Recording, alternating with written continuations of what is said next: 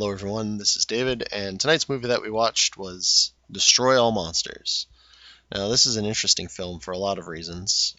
This was originally supposed to bring a close to the Godzilla series. As you might imagine, it has not. The Godzilla series is still strong and going. But it does mark a very important point. Now, up until this point, Godzilla has been more of an anti-hero than a straight-up good guy. Even in the films where he's still helpful and useful, he's not really. He still destroys everything around him, and he's still considered at the very least dangerous.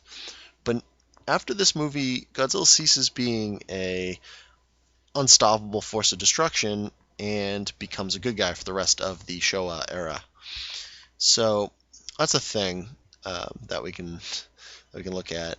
It really marks a quite a big shift in the tone of these films as well. They become a lot more campy after this point.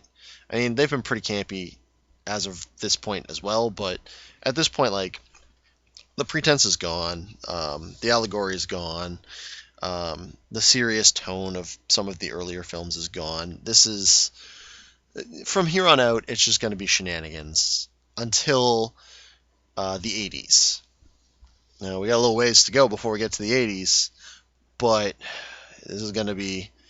We got After this movie, we got some tough ones to get through. There's Godzilla's Revenge. There's Godzilla vs. Hedorah, which I had liked back when I was a kid, but nowadays it's just so messed up of a movie. There's Godzilla vs. Megalon, Godzilla vs. Gigan, a whole bunch of them.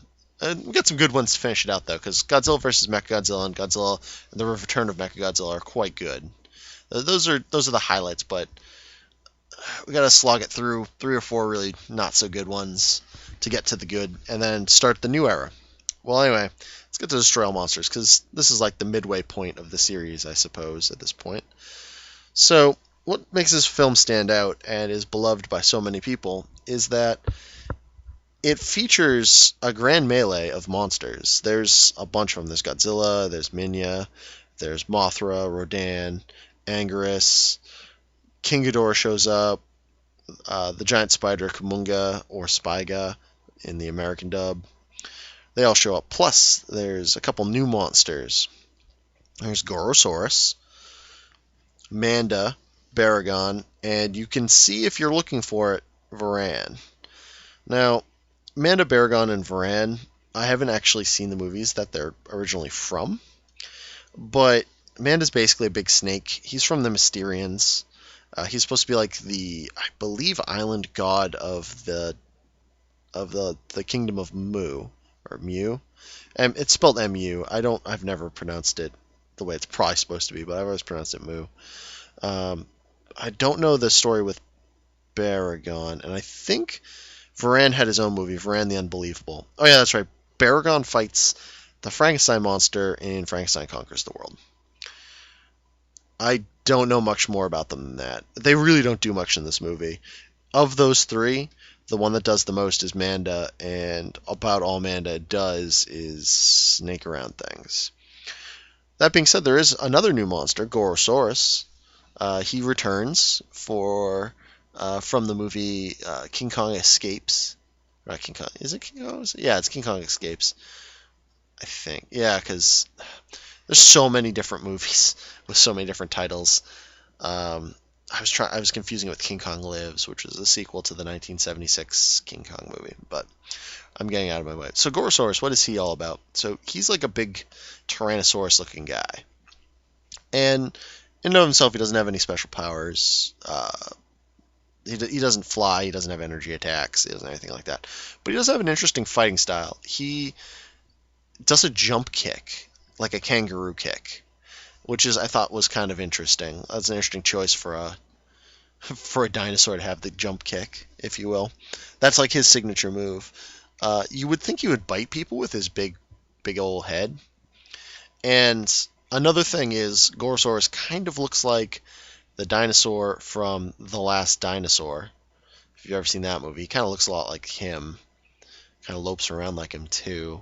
Wonder if there's a connection there. Probably.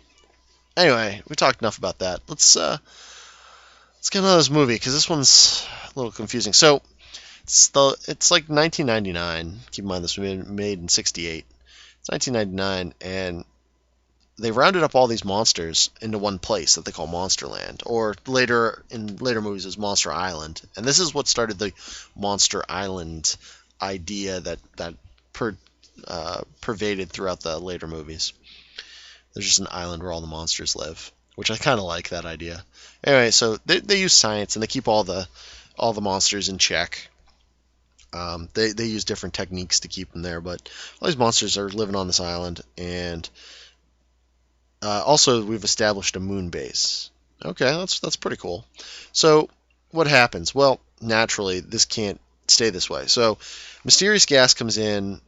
They lose contact with Monster Island or Monsterland, and all the monsters start attacking different cities.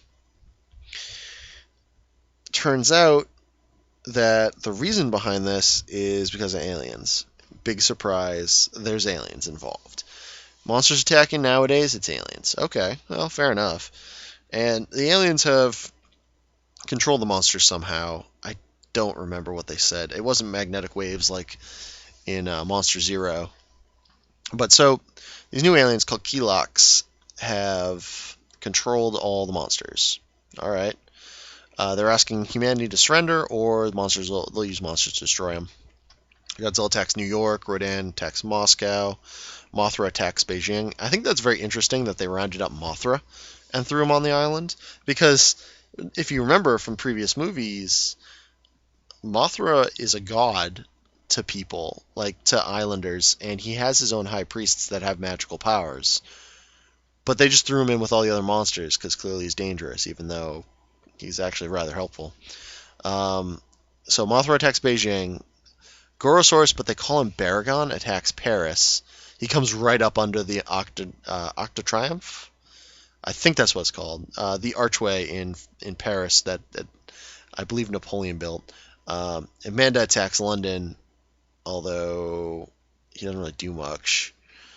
And meanwhile, Japan isn't under attack by any of these monsters, so it's kind of like opposite rules. Turns out the Keloqs have an underground base in Mount Fuji and on the moon. There's a team that goes in, they destroy the Keloq base on the moon, and then they pull all the monsters back and they start attacking Japan.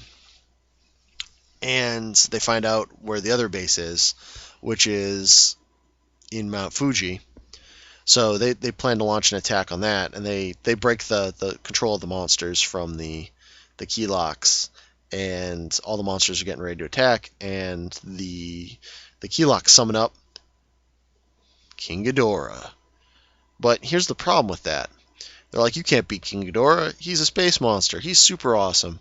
Here's the problem with that, though. Not too long ago, King Ghidorah lost to just Rodan and Godzilla.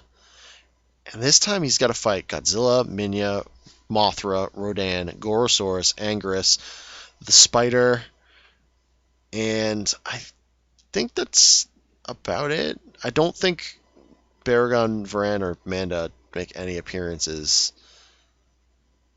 at that fight. I don't remember them being there. They might have been. They're like the C Squad. So you got the A Squad, which is Godzilla, Mothra, Rodan, and Anguirus. Because Anguirus is considered, even though he's only been in one previous movie, he's considered A Squad. Then you get the B Squad, which is like Minion, Gorosaurus, and the Spider. And then you get the C Squad. And guess what? C Squad monsters? No one cares about C Squad monsters. No one gives a rat's ass about the C Squad. No one likes Minya. No one likes him. Although he's technically, I think, B Squad. But whatever. No one likes him. Everyone hates Minya. So they fight, and at first it's going pretty poorly for them, but they combine all their forces, and Anguirus puts in a pretty good fight fighting King Ghidorah. He gets the crap kicked out of him, like typical, but he's a good fighter. He bites onto one of his heads, and Ghidorah flies off, and he's hanging on, and Ghidorah drops him, and they fight, and eventually they defeat Ghidorah, and they kill him, they put him in the ground. And then another burning monster that the Keloqs call the Fire Dragon shows up. And you're like, oh shit, it's a fire dragon. It just flies over things and they explode. And you're like, holy crap, that's pretty badass. But it turns out, like, they just shoot it down. And it's not actually a dragon at all. It's just a flying saucer that they rigged to fly really fast and be on fire. So that's kind of lame. in the end. And Godzilla finds the Keylok base and he smashes it with his foot and blows up all of the Keylocks, and they all return. All the monsters return happy to their island. And that's Destroy All Monsters. The plot's pretty simple, nothing too complicated there. There's a lot of the problem with this one is really that the monsters aren't in it nearly as much as they need to be. It's a lot of human conflict. There's a lot of thwarting the Keylocks via a lot of different measures, and the Keylocks can mind control people. So like they're having all these spies doing stuff, which is kind of interesting. But again, I'm here to see monsters, not here to see like kind of like a combination of alien spies and whatnot. And it's not bad, certainly, but I'd rather just see the monsters brawl for it all more. And that really is the main attraction, and it is quite well done, all things considered. So that's something to bear in mind. This one's pretty good, all things considered, and said and done. I'd definitely take a watch at it. I originally thought this was a different movie when I saw Destroy All Monsters. Like back in the day, I didn't originally watch it because I didn't realize what it was. But when I found out that, um, see, because there's another movie I believe with a different title called All Monsters Attack, which is also known in America as Godzilla's Revenge, which is a very bad one. But this one's actually quite good. And so don't be confused. Definitely check it out. It's a classic. Um, yeah, so that's about all I have to say. All right. Good night, folks.